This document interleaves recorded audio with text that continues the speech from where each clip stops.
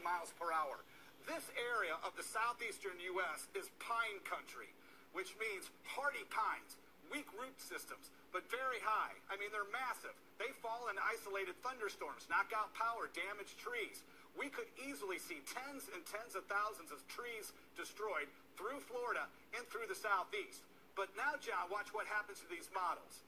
They move up with the force of wind. We carry it into into northern Alabama. I'll show it to you later. It starts to become a bird's nest. Then you start to talk about Alabama and Georgia. Millions more will be affected by this storm as these days continue. Millions already affected. So many hurt. So much damage through the Caribbean. That is why we're watching this storm so closely. Well, I'll tell you what, John. I know everybody wants to know exactly what time landfall is and exactly where. All week long, we have been trying to get the word out. Until Irma makes a turn to the north, we can't do that. I thought by now the system would have made the right turn. Sure, there's a northerly component, but it's west-northwest. I mean, if this continues on a west-northwest track, we may barely get a landfall in Key West. Now, at some point, it will turn northward. And notice the color of red on an infrared satellite imagery, higher, colder cloud tops. Notice how it broadens off that coast. This is getting stronger. This is the first Category 5 to make landfall in Cuba since 1924. That should tell you how massive this storm is. Now we've got tornado warnings. We've seen quite a few farther of them. than they typically are. Broward County looks in like Marathon, Florida now, one of our producers picking up a wind gust at 71 miles per hour. That's just 3 miles per hour away from hurricane strength. So it most likely will become a Category 4. I think there's no doubt in our minds. But again, it's such a massive storm. I want to talk about a couple of things. Coming up at 11 p.m. Eastern Time, we'll get a new track. It's interesting to note that we have not lost the westerly component in its movement. Surely by now, we thought that we would see more of a northerly movement, because without that northerly movement, we cannot pinpoint exactly where landfall is going to be.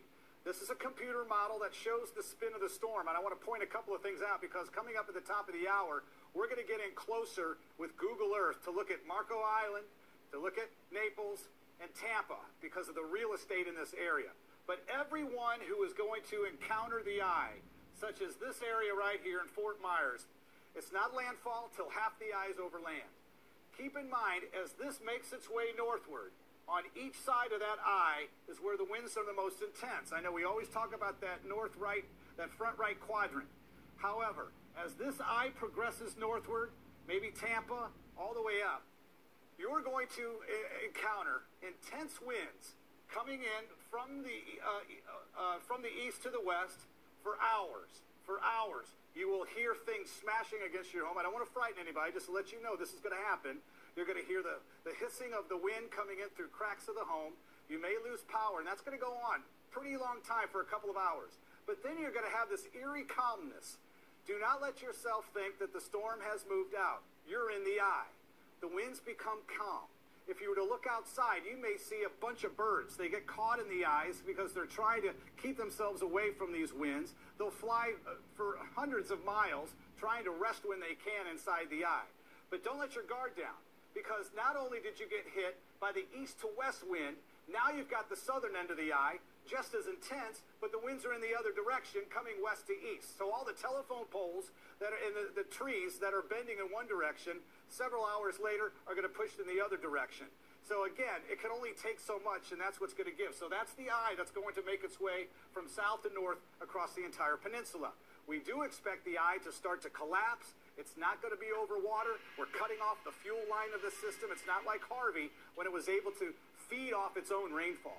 Harvey moved so slow that it actually didn't need to be over water. It was actually feeding off the own rain that it dropped on the ground. Now, it will continue to be strong over the Everglades. It's called the brown ocean effect. It doesn't need to be over water, but it's sucking up that warm water from the Everglades. But once it gets into southern Georgia, Anderson, it'll start to lose its punch and rain itself out by the time it gets into Tennessee. But we're watching this eye, and it's critical right now to see what happens come 11 o'clock with a new track, because I'm surprised we're not seeing more of a northerly component yet. Hard to pinpoint exactly where landfall will be, but obviously we know conditions are deteriorating quickly.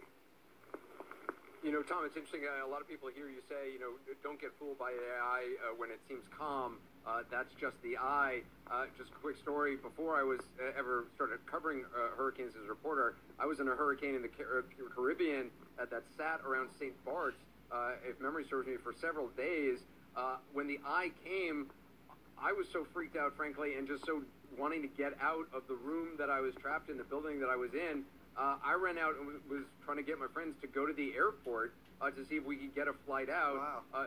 Smarter people than me informed me, this is the eye, dummy. Get back in the house. It's about to hit again, and they were right. So people may laugh about that idea of, you think that you get fooled by the eye. Right. I can tell you, I'm not very intelligent, but I was certainly fooled by the eye then. Not to make that mistake again. Tom, we'll continue to check in with you, and also look in particularly for that 11 o'clock advisory. That's going to have important information that will give you, obviously, the latest information on that. Another quick break, and our coverage continues. The southwest of Fort Lauderdale, another in Miami-Dade. We've had one, of course, in Key West. That'll continue to be a threat, and for the next several days.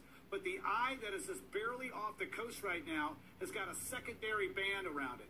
This may be going through an eye wall replacement cycle, which means once that secondary band forms, it tightens up and it spins and gets stronger. Now, 125 mile per hour winds, that's sustained, only 5 miles per